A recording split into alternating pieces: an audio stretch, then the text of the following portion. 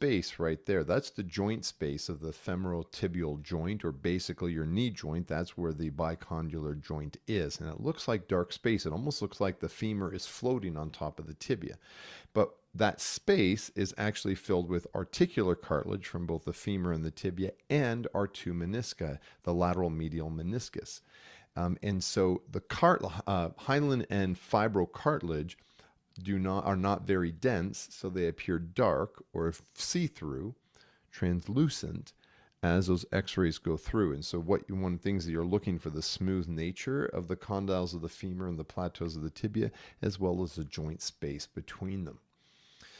Next is we have this is called the medial tibial plateau, which articulates directly with the medial condyle of the femur. And the medial tibial plateau is basically the roof of our medial tibial condyle.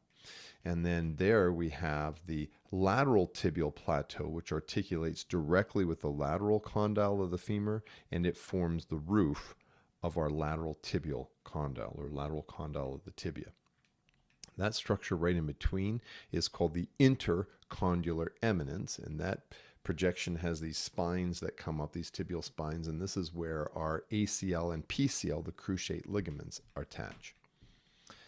There we have the fibular head, and below the head is always the neck, the fibular neck. And so if we look at this anterior view of the right leg and zoom in, and shing, right there we take a look, there's the head of the fibula, which means the neck is below, and that's where the common fibular, or known as the common peroneal nerve, wraps around the neck. So a fibular neck fracture a common injury would be to this nerve. And there between the head of the fibula and the tibia is the proximal tibiofibular joint. So now let's go